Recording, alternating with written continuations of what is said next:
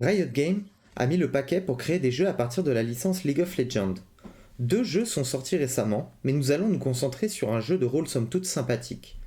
Oui, aujourd'hui je vais vous parler de Ruin King, A League of Legends Story.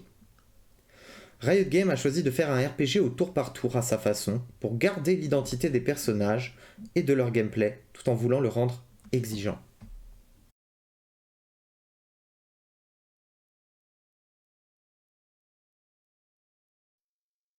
L'histoire du jeu tourne autour d'une brume qui se propage depuis les îles obscures vers les autres continents alentours.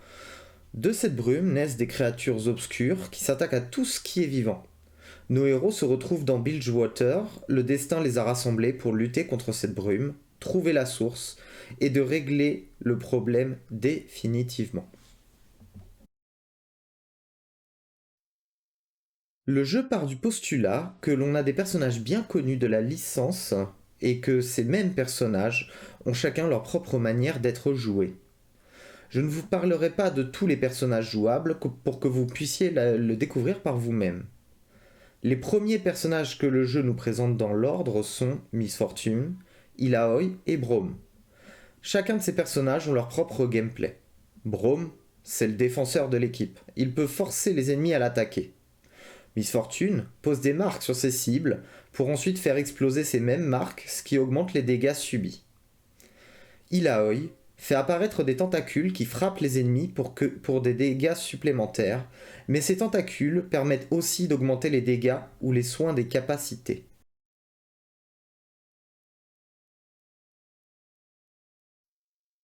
Il y a plusieurs types de capacités. Des capacités passives, des capacités de base, telles qu'une attaque simple et gratuite, mais il y a aussi d'autres capacités qui coûtent du mana.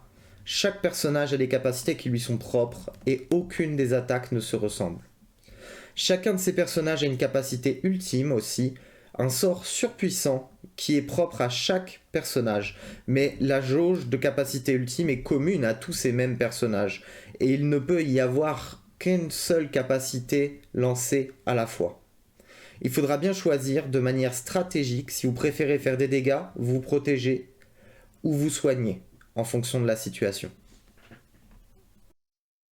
Comme dans tout RPG, les personnages gagnent de l'expérience, mais détrompez-vous, car il n'est pas facile de gagner cette même expérience, et donc de faire monter le niveau des personnages. Lorsqu'un personnage monte de niveau, ses statistiques augmentent, vous débloquez aussi la possibilité de personnaliser la façon de jouer vos personnages grâce à plusieurs aspects. Chaque sort que vous avez peuvent être améliorés dans les menus, mais vous devez faire un choix, car vous ne pouvez pas avoir tous les bonus en même temps. Il y a aussi le fameux système de runes qui amène aussi son lot d'améliorations et encore une fois, vous ne pourrez pas sélectionner toutes les runes. Vous devrez donc faire des choix qui personnaliseront encore plus la façon de jouer les personnages. Pour finir, comme dans beaucoup de RPG, vous pourrez équiper vos personnages avec différents objets. Ces objets ont des caractéristiques et des effets qui leur sont propres.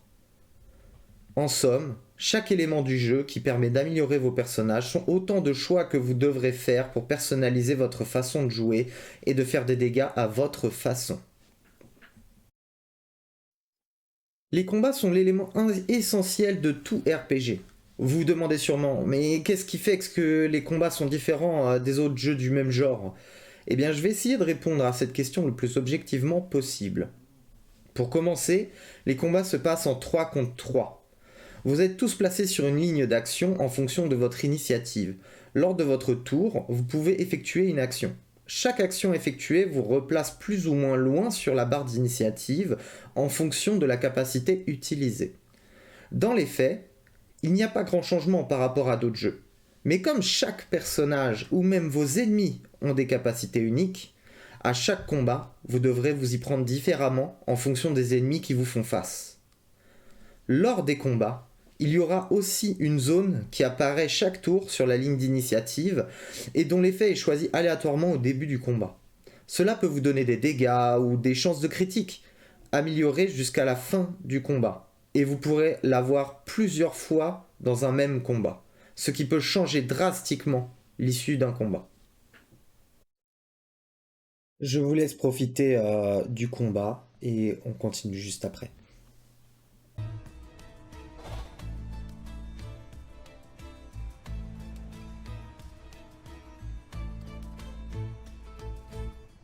Hmm. Réfléchis les gars, c'est intéressant mais pas assez. Il lui reste 54 PV. Ok, super. Quelle élégance! La crit qui fait plaise.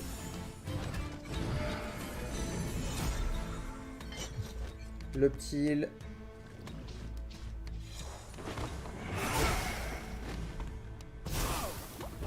Alors, instantané. Tu vas prendre le focus.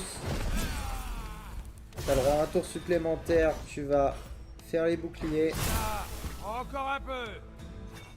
Yasuo, lui, il va... Du coup, vu qu'ils sont que deux, je peux me permettre...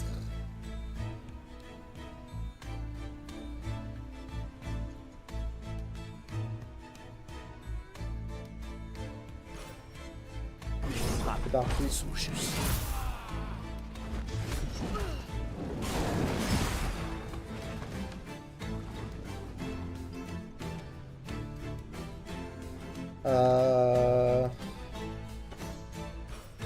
Voie de la célérité sur elle.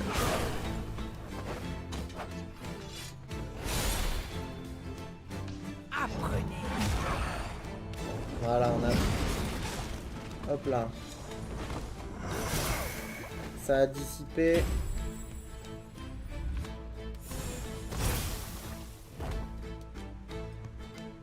Donc là, je peux plus faire le bouclier. Je peux la tuer, non? Oh, un PV, non mais... C'est une blague, ça.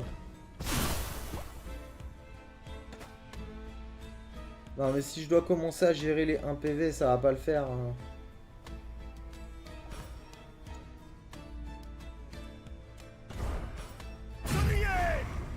Souriez!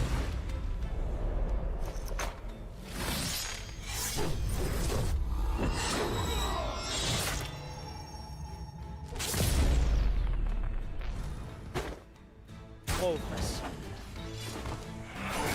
Ouais voilà, je perds 64 points de dégâts, de points de vie parce que...